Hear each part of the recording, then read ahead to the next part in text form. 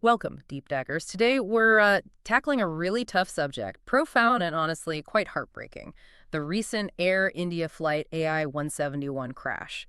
Our goal, like always, is to really dig into the sources you've shared with us, pull out the key facts, the early findings, what it all means, help you get the full picture without drowning in all the information out there. And this isn't just another incident. It's the first fatal crash for a Boeing 787 Dreamliner since they started flying back in 2011. And tragically, it's shaping up to be one of India's worst air disasters in, nearly 30 years. Just the immediate shock of it, a plane crashing literally seconds after taking off. Okay, let's unpack Yeah, it. the gravity's immense. You really can't overstate it. It sent shockwaves, obviously, through the whole aviation community. Yeah. And the sorrow. So understanding the details, the questions that come up, it's just vital right now. Okay, let's start in the basics, the core event. What exactly happened? Right. So it's June 12th, 2025. Air India flight AI-171. It was a Boeing 787-8 Dreamliner, registration VTAN, Big Dreamliner, yeah. taking off from Ahmedabad, heading to London Gatwick. Okay. But just seconds after it got airborne, about 1:38 p.m. local time, Seconds. a Mayday call went out. And what did the initial reports suggest? A sudden, catastrophic loss of power, loss of thrust, leading to a really rapid descent. It was only at about 625 feet altitude. That's incredibly low for something to go so wrong. Exactly. And it crashed directly into a hostile building, BJ Medical College in Nagar. Oh, God. It exploded on impact, burst into flames, just horrific scenes. And the human cost? It's almost hard to comprehend. On the plane itself, 242 people on board. Yeah, 230 passengers, 12 crew. 241 fatalities. It's just staggering. And it didn't stop there, sadly. No, the ground casualties, too. At least 38 civilians killed in the hostel and nearby, Right. dozens more injured. So the total death toll is pushing past 280. Easily. And, among the victims, some recognizable names, former Gujarat Chief Minister Vijay Rupani, and then the personal stories that really hit home. A young crew member, Irfan Sheikh, just 22, and a filmmaker, Mahesh Jirawala, identified through DNA. It just underscores the individual tragedies within the larger event. Absolutely. And, from an aviation perspective, what's really striking, and frankly quite unsettling, Yeah. is seeing a modern aircraft like the 787 crash so soon after takeoff. Right. And into such a built-up area. For an aircraft with the Dreamliner's track record, it's exceptionally rare. So that immediately tells investigators something unusual happened. It strongly suggests it. You start thinking beyond maybe common mechanical issues. Was it a very specific system failure, something external, or just an incredibly unlikely cascade of events? Which leads us straight into the investigation. The search for answers. We know the black boxes, the flight data recorder, and cockpit voice recorder, they've been found. Yes, both recovered. Crucial pieces, obviously. And who's handling the analysis? It sounds like a major international effort. It is. India's Aircraft Accident Investigation Bureau, the AIB, is leading. Okay. But they're working closely with the DGCA, that's India's Civil Aviation Authority, Okay. with Boeing, naturally, and also authorities from the UK and the US, given the destination and the manufacturer. Makes sense. A lot of eyes on this. Definitely. And what's fascinating here already are some of the early clues, Like what? specifically the deployment of the ram air turbine, the RAT. Okay. Explain that. What is a RAT? So think of it as a small wind turbine, basically. It drops out from the plane's belly. It's a last-ditch system. It provides emergency hydraulic and electrical power if the main engines or generators fail completely. So it's only used in extreme circumstances. Exactly. Dual engine failure, total electrical blackout, that kind of catastrophic scenario. And the fact it deployed on AI-171 just before impact. It's a massive indicator. It tells investigators they were likely dealing with a severe loss of power, possibly both engines, or a major electrical failure right before the crash. Wow. That really narrows things down. It points towards very serious in-flight issues, yeah? Yeah. Not a minor fault. Okay, but here's where it gets really interesting, maybe a bit complex.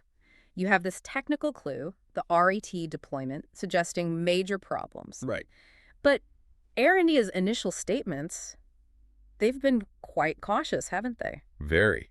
They've emphasized the plane had a clean maintenance record, that the engines were recently serviced. And they're urging patience, basically. Don't jump to conclusions until the investigation is done. Which is, standard procedure for an airline in this position. Understandable, but still, it's a contrast. It absolutely is. Their immediate priority is crisis management.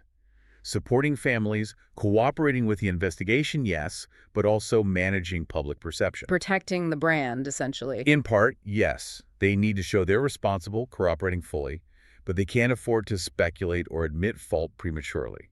It's a very fine line they have to walk. So while the investigation gets underway, what's happening with Air India operationally, the immediate fallout? Well, it's significant. The DGCA isn't just investigating.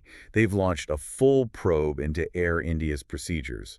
And taken action already. Yes, terminating 3 employees. The reports cited safety and procedural lapses. That sends a strong message. It does. And then there's the fleet impact. All 33 of their Boeing 787s. They're all being checked. Urgent inspections, yeah. Across the board. That must be causing chaos with their schedules. Huge disruption. They've had to temporarily suspend about 15% of their international flights. That affects passengers, routes, maintenance planning, everything. And you also have geopolitical factors possibly coming into play with route adjustments too. Right. It's never just one thing. Never. And if we connect this to the bigger picture, an event like this has massive ripple effects. Beyond just Air India, you mean? Oh, definitely. Across the entire aviation industry.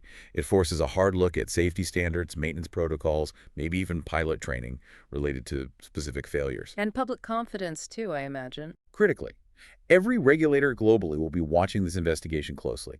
The findings could lead to industry-wide changes, new directives, things that ultimately aim to make flying safer, even if the trigger is tragic. Amidst all the technical details and industry impact, there's this incredible human story. The lone survivor. Vishwash Kumar Ramesh. Yes. His story is just hard to believe. He was in seat 11A. That's the report. And apparently, he landed on a mound of sand when he was thrown clear, which cushioned the impact somehow. Just miraculous. Truly. And he's since, recovered physically, to some extent, gone back to his village. And had to perform the last rites for his brother Ajay, who was also on the flight. Yeah, unimaginable. The public reaction to his survival, though, that's become its own story. It really has. This fascination, you mentioned seat 11A. People are booking it, paying extra. Apparently so. A surge in requests for that specific seat. Which raises an important question, doesn't it? Yeah. About how we process these kinds of events. Absolutely.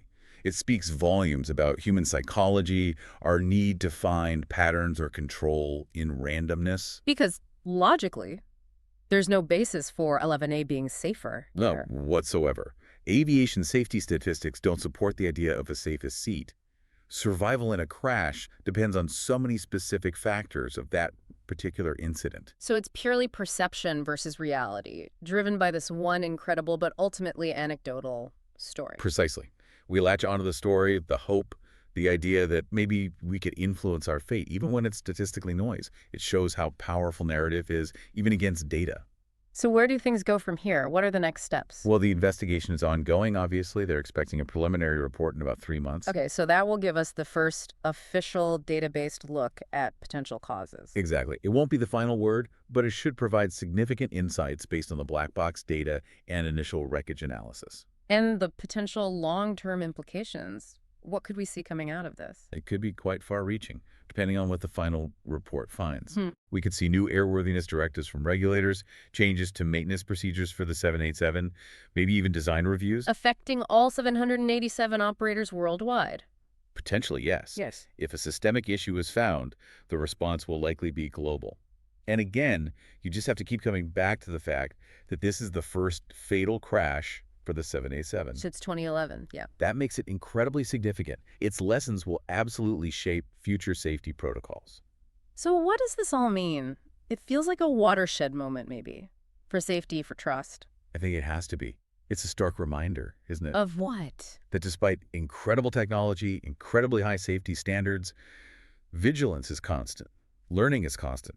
Aviation is as safe as it is because the industry learns from every single incident, especially the tragic ones. It's this relentless cycle of investigation, analysis, adaptation. Even when the human cost is so terribly high. Especially then, it's about honoring those lost by ensuring it leads to improvements to preventing future tragedies. It's a continuous process, never truly finished. A powerful thought and a reminder of why understanding these events is so important. Okay, that brings us to the end of this deep dive. We hope we've helped shed some light on this incredibly complex and deeply saddening event. The crash of AR-171, the investigation, the human stories, the wider impact. As always, keep digging into the things that spark your curiosity. Keep asking questions. Keep applying the critical thinking. We'll see you next time.